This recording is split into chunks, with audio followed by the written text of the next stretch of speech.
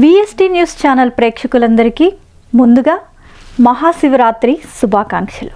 ఆ పరమశివుణ్ణి ఆరాధించడానికి భక్తులు ఉపవాసాలు, రుద్రాభిషేకాలు, జాగరణలు, విభూది మాలధారణలు ఇలా ఎన్నో ప్రయత్నాలు చేస్తూ ఉంటారు. కానీ పూజ చేస్తున్నామంటే ఏదో చేస్తున్నాంలే అన్నట్లు కాకుండా ఆ పూజకి అర్థం, ఒక ప్రయోజనం ఏమిటని ఆలోచించాలి. ఇలాంటి ప్రశ్నలకు సమాధానం మనకు సాక్షాత్తు ఆ పరమశివుడే ఆ పార్వతీదేవికి ఒక కథ రూపంలో చెప్పడం జరిగింది. ఇప్పుడు ఆ కథ ఒక్కసారి మన ప్రేక్షకుల గురించి చూద్దాం. శివుడి ఆజ్ఞ లేనిదే చీమైనా కుట్టదు అనే విషయం అందరికీ తెలిసిందే. ప్రకృతిలో దైవాజ్ఞ లేకుండా ఏమీ జరగవని ఈ విషయం ద్వారా తెలుస్తుంది. ఈ ప్రశ్నకు సమాధానం సాక్షాత్తు ఆ పరమేశ్వరుడే ఓ కథ రూపంలో పార్వతీదేవికి చెప్పాడు. పూర్వం ఓ బోయవాడు ఉండేవాడు. వృత్తిరీత్యా అడవికి వెళ్ళి జంతువులను వేటాడి కుటుంబాన్ని పోషించుకుంటూ ఉండేవాడు. అయితే ఓ ఉదయాన్నే వెళ్ళిన అతడికి ఒక్క మృగం కూడా కనిపించలేదు. పొద్దుపోయేదాకా ఎదురుచూసినా ఫలితం దొరకకపోవటంతో నిరాశగా ఇంటి ముఖం పట్టాడు. మధ్యలో ఓ సరస్సు కనిపించింది. దాంట్లో ఏవైనా జంతువులు నీళ్లు తాగటానికి వస్తే సంహరించవచ్చునని భావించి దగ్గరలోని ఓ చెట్టు ఎక్కి కూర్చున్నాడు. అతడికి ఊతపదంగా శివశివ అనడం అలవాటు. అది మంచో చెడో కూడా అతనికి తెలియదు. చెట్టుపై నుంచి జంతువులు సరిగ్గా కనిపించేందుకు ఆ చెట్టు ఆకులు కొమ్మలు విరుస్తున్నాడు. ఇంతలో ఓ ఆడజింక అటుగా వచ్చింది. దాని మీదకు బాణం ఎక్కుపెట్టగా జింక మానవ గొంతులో తనను సంహరించవద్దని వేడుకుంది.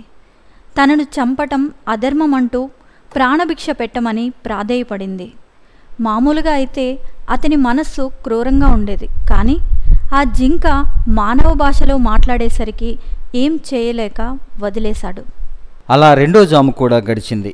ఇంతలో ఇంకొక ఆడజింక అటుగా వచ్చింది. దాన్ని కూడా సంహరించాలని అతడు భావించగా తను బక్కపల్చగా ఉన్నానని, తన మాంసంతో మీ కుటుంబం ఆకలి తీరదంటూ విడిచిపెట్టమని కోరింది. మరి కాసేపటికి నీకు ఏ జంతువు దొరకనట్లయితే తానే తిరిగి వస్తానని వేడుకుంది. మొదటి జింక కూడా ఇలాగే పలికేసరికి ఆశ్చర్యపోయిన వేటగాడు తన ప్రాప్తం ఇంతే అనుకొని దాన్ని విడిచిపెట్టి ఇంకొక జంతువు కోసం ఎదురుచూశాడు. ఇంతలో మూడో జాము గడిచేసరికి ఓ మగజింక అతనికి కనిపించింది. దాన్ని బాణంతో సంహరిద్దామని అనుకునేంతలో ఆ మగజింక కూడా మానవ భాషలో మాట్లాడింది.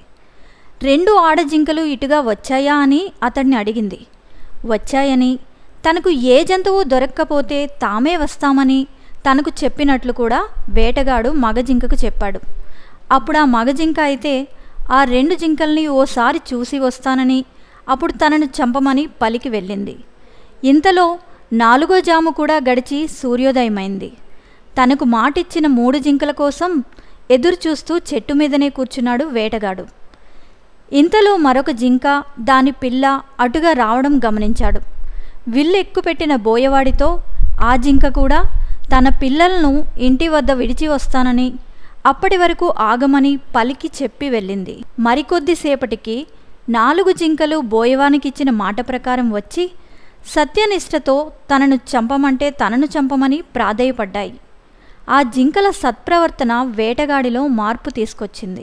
ఆ రాత్రంతా అతడు కూర్చున్నది మారేడు చెట్టు కావటం, అతడికి తెలియకుండానే శివనామ స్మరణ చేయటం, తన చూపునకు అడ్డు వచ్చిన మారేడు ఆకులు కోసి కింద పడేయటం చేశాడు.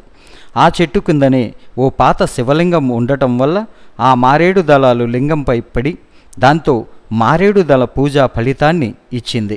4వ రోజు జాము వరకు మెలకువతో ఉన్నాడు కాబట్టి జాగరణ ఫలితం కూడా వచ్చింది. క్రూరాత్ముడైనప్పటికీ ఈ పుణ్యకార్యాల వల్ల అతని మనస్సు నిర్మలమైంది. పైగా జింకల సత్యనిష్ట అతన్ని పూర్తిగా మార్చివేసింది. శివరాత్రి పర్వదినం అని తెలియకపోయినా అనుకోకుండా చేసిన పూజాఫలం వల్ల అతడు హింసను విడనాడాడు. జింకలు తమ సత్యనిష్టతో పరమేశ్వర అనుగ్రహం పొంది మృగశిర నక్షత్రంగా మారాయి. వేటగాడు ఆ నక్షత్రానికి వెనుక ఉజ్వలంగా ప్రకాశిస్తూ లుబ్ధక నక్షత్రం అనే పేరుతో నిలిచిపోయాడు. హింస చేయాలనుకున్నప్పుడు క్షణకాలం ఆగి ఆలోచిస్తే మనస్సు దాని నుంచి మరలుతుంది. జింకలను చంపడంలో కాలయాపన చేసి బోయవాడు చివరకు అహింసావాదిగా మారగలిగాడు. ఇది సాక్షాత్తు పరమశివుడు పార్వతీదేవికి మహాశివరాత్రి యొక్క విశిష్టతను తెలిపిన కథ. కాబట్టి భక్తులందరూ, మన ప్రేక్షకులందరూ ఈ శివరాత్రి పురస్కరించుకొని ఉపవాసాలతో, జాగరణతో, శివనామ స్మరణతో ఆ పరమశివుణ్ణి కొలిచి ఆ శివయ్య మెప్పును పొందుతారని మనస్ఫూర్తిగా కోరుకుంటూ మరొకసారి మన VST న్యూస్ ఛానల్ ప్రేక్షకులందరికీ శివరాత్రి శుభాకాంక్షలు.